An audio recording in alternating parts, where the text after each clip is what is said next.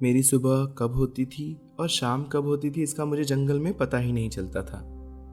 मुझे यहाँ पर आए कितने दिन हो गए क्या मालूम। मैं यहाँ आते समय एक छोटा सा कैलेंडर साथ लाया था, जो रोज मैं नियम से सूर्योदय होने पर उस दिन की तारीख को काट ही देता था।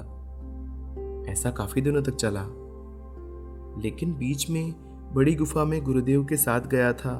वहां से कुछ हिसाब गड़बड़ सा हो गया था। ऐसा लगता था कुछ अधिक ही दिन बीत गए हों। ऐसा ही कुछ प्रतीत हो रहा था। अब अंधेरे का डर, जंगल में जानवरों का डर, इसी जंगल में रह जाने का डर, मर जाने का डर समाप्त हो गया था। अब मैं घंटों जलप्रपात को गिरते हुए देखता था। कई बार काफी दिनों तक गुरुदेव ध्यान में ही होते थे। मैं गुफा की साफ सफाई करता था, लकड़ियां तोड़कर इकट्ठा करता था, फल तोड़कर लाता था, आसपास के परिसर को स्वच्छ रखता था। अग्नि को तो मैं सदैव प्रज्वलित रखता था। यह मेरा कार्य था। अग्नि का साथ मेरा पक्का साथ था। कई पशु पक्षी मेरे मित्र हो गए थे, जो मुझे मिलने नियमित रूप से आते थे। मैं उनसे बातें करता था, वे उनकी भाषा में मुझसे बातें करते। मैं उनकी भाषा को समझने का प्रयास करता, उनकी आवाज़ों की भाषा को समझने का प्रयास करता। मैं उनके आभामंडल का अध्ययन करता था और उनका आभामंडल सदैव स्वाभाविक ही रहता था। वे विचार नहीं करते थे, पर एक निश्चित समय पर उनसे निश्चित क्रियाएं होती थी, पर वे भी निर्विचारता में होती थी। वे सदैव निर्विचार स्थिति में ही रहते थे। मैंने वहां पर अपना मन लगा लिया था। अब वहीं पर मुझे अच्छा लगने लग गया था। उसी वातावरण में मैं रम सा गया था। अब वहां के खाने की भी आदत हो गई थी। खाना नियमित रूप से नहीं होता था। जब भूख लगती थी तो कुछ खा लेता था, लेकिन भूख बहुत कम लगती थी। ऐसा क्यों होता था पता नहीं। पीने के लिए अच्छा स्वच्छ पानी होता था। मेरे पास पहनने के लिए एक लुंगी थी। वही कभी कभी मैं चादर की तरह बिछाता था, कभी कंबल की तरह ओढ़ लेता था और कभी कभी तो तौलिए के समान उससे अपना बदन साफ करता था। एक कुर्ता भी था और झोला भी साथ लाया था, जिसमें एक टॉर्च था जिसकी बैटरी खत्म हो गई थी। एक सफेद धोती थी जिसकी मैं पट्टियां बना बनाकर लंगोट जैसा बनाकर पहनता था। एक नाड़ा था जो कमर को बांधा हुआ था, उसी के सहारे उस कपड़े की लंगोट बनाकर रखता था। बाकी कपड़े झोले में थे, पहनता नहीं था। सामान के नाम पर अधिक कुछ था नहीं। दाढ़ी मूछ और बाल बहुत बढ़ गए थे। जूते थे पर वे पहनता नहीं था, ऐसे ही पड़े थे। जूते से पैर फिसलने का डर था। एक छोटा कैलेंडर था, उस पर तारीख रोज सुबह काट देता था। बाद में पेन की स्याही भी खत्म हो गई तो उस तारीख को पेन से छेद कर देता था। एक छोटा सा चाकू था जिससे मैं नाखून थोड़ा थोड़ा करके काट कर उखाड़ता था और उस अग्नि की जली हुई राख से दांतों का मंजन करता था। नहाने के लिए मैं एक साबुन लाया था पर वो खत्म हो गया था। झाड़ के पत्तों से ही साबुन जैसा घिसकर नहा लेता था। नहाना भी कोई नियमित थोड़ी था। कई दिनों से किसी मनुष्य को देखा ही नहीं था। गुरुदेव के अलावा किसी को नहीं देखा था, इसीलिए पूरा ध्यान उन पर ही होता था। उनकी छोटी छोटी बातें, उनकी छोटे छोटे गतिविधियां, उन पर ही ध्यान रहता था। उनमें जबरदस्त आकर्षण शक्ति थी। वे थोड़े गंभीर स्वभाव के ही थे। उनको हंसते हुए मैंने कभी देखा ही नहीं। फिर चेहरा तो सौम्य था, आकर्षक था। लकड़ी की आवश्यकता थी ऐसा प्रतीत नहीं होता था, पर लकड़ी की उन्हें आदत थी। वे सदैव लकड़ी लेकर ही चलते थे। कभी कभी वे शून्य में देखते रहते थे, मानो भविष्य में झांक रहे हो। ऐसे ही एक दिन शून्य में झांकते हुए उन्होंने मुझसे कहा, तुम्हारा हांडा बहुत बड़ा है, इसीलिए शिव बाबा ने अपनी शक्ति तुम्हारे भीतर डाली है और मैं भी मेरी शक्तियाँ तुम्हारे भीतर डाल रहा हूँ। ध्यान साधना के लिए एक जन्म काफी नहीं होता, इसके लिए जन्मों जन्मों की साधना करनी होती है। एक जन्म में चैतन्य लेना और देना दोनों कभी नहीं हो सकता। ग्रहण करके अधिक चैतन्य देना, अनुभूति देना अत्यंत कठिन है, क्योंकि उसके लिए बड़ा विश्वास, बड़ा हृदय चाहिए, बड़ी उदारता चाहिए। क्योंकि जो स्वयं ने मेहनत से, कठिनाई से प्राप्त किया हो, संघर्ष से प्राप्त किया हो, वह ज्ञान दूसरे को आसानी से कैसे दिया जा सकता है? कभी नहीं दिया जा सकता। यह ज्ञान देना अपना सर्वस्व दे देना जैसा है। यह दुनिया में केवल माँ ही ऐसा कर सकती है। इस जगत में केवल माँ ही तो है जो अपनी संतान के लिए अपना सर्वस्व जीवन दांव पर लगा देती है और संतान को जन्म देती है।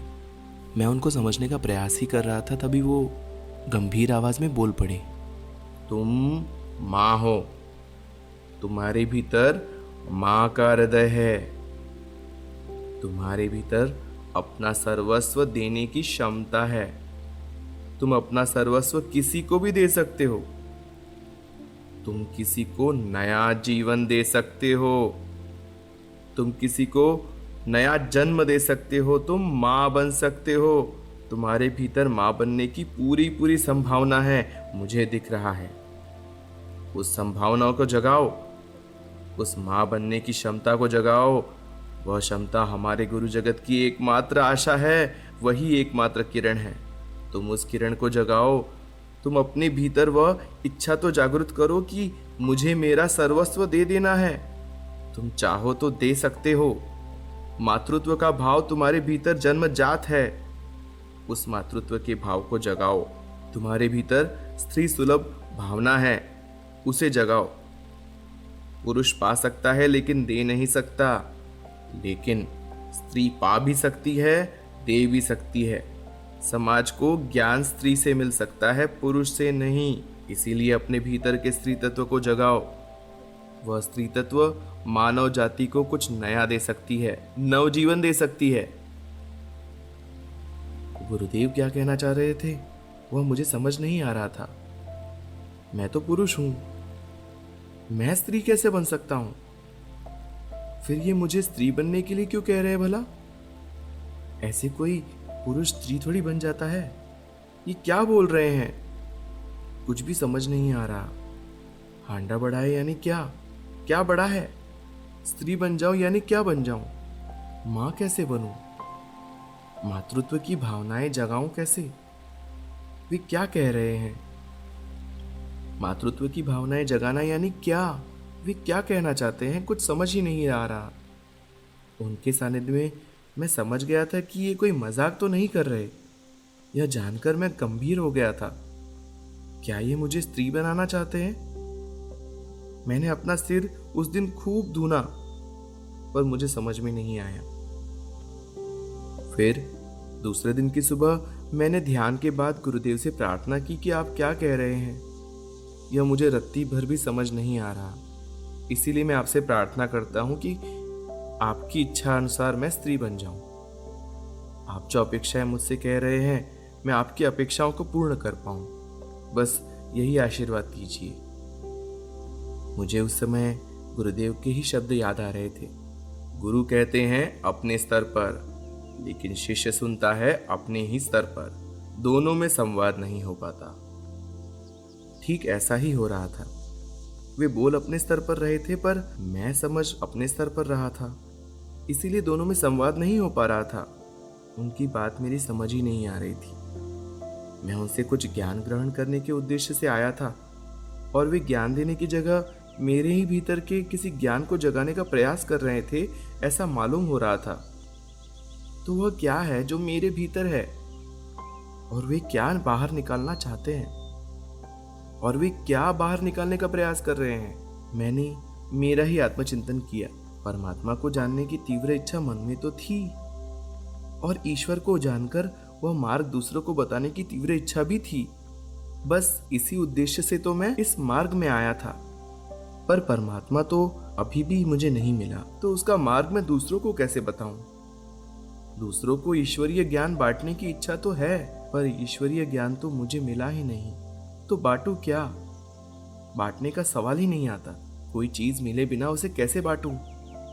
दूसरा, कि गुरुदेव भी कुछ देने की बात नहीं कह रहे हैं और बांटने की बात कह रहे हैं। जैसे जैसे सोचता गया मेरी गंभीरता बढ़ती गई। कुछ तो भी मेरे भीतर है जिसके बाहर निकलने की आवश्यकता है। कोई तो ज्ञान का खजाना भीतर है, वो बांटा जाना है क्या? वह क्या है? यह प्रश्न अनुत्तरित था, लेकिन गुरुदेव की बातों से बाहर की खोज बंद हो गई थी। बाहर खोजना, बाहर भटकना बंद हो गया था। अपने भीतर झांकना चालू कर दिया। मेरे भीतर की यात्रा प्रारंभ हो गई। कुछ मेरे भीतर छुपा हुआ है, उस तक मुझे पहुंचना है।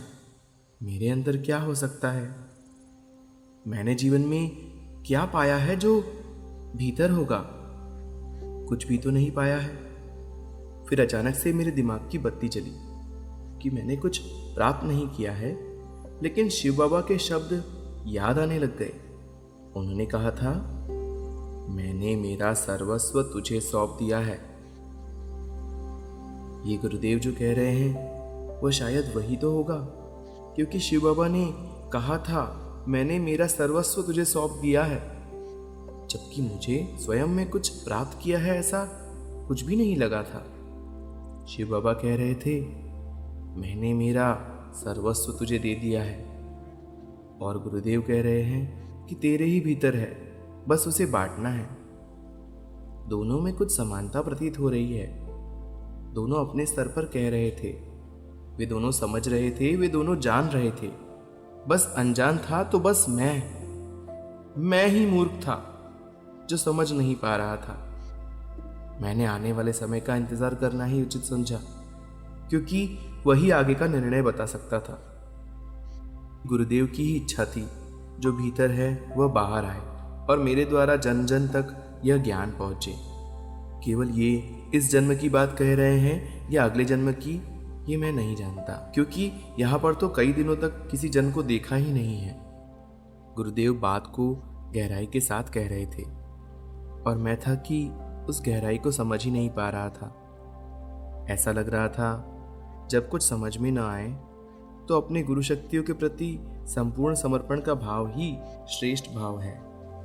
मुझे कुछ भी समझ में नहीं आ रहा, यह कबूल कर लिया तो अब समझने का अहंकार गिर गया। और आप जो समझ रहे हो तो फिर वह सब कुछ आपकी इच्छा अनुसार ही हो, यानी यह ऐसा ही हो जैसे बचपन में माँ के साथ घूमने जाते थे और जब ज़्यादा चलने के कारण पैर दुखने लग जाते थे तो हम माँ को समर्पण कर देते थे। कहते थे, अब मुझसे चला नहीं जाएगा, अब मैं नहीं चल सकता। माँ तुरंत से हमें गोद में उठा लेती थी। ठीक वैसे ही आप क्या कह रहे हो मुझे नहीं समझता। आप समझ रहे हो तो आपकी इच्छा अनुसार हो ही जाए कहकर पूर्ण समर्पण कर दिया। पर पूर्ण समर्पण के लिए तो पूर्ण श्रद्धा और पूर्ण विश्वास की आवश्यकता होती है, क्योंकि श्रद्धा और विश्वास किए बिना समर्पण हो ही नहीं सकता। ऐसा समर्पण करने के लिए उन्हें धीरे धीरे समझने लग गया।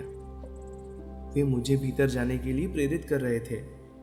उनका उद्देश्य मुझे भीतर की ओर ले जाना था, जो भीतर शिव बाबा की शक्तियों का खजाना छुपा हुआ है उसका एहसास भर दिलाना था। शिव बाबा ने 40 साल तक ध्यान साधना करके अपने गुरुदेव से जो प्राप्त शक्तियों का खजाना लेकर संभाल रखा था, वही खजाना गुरुदेव ने मुझे याद दिलाया।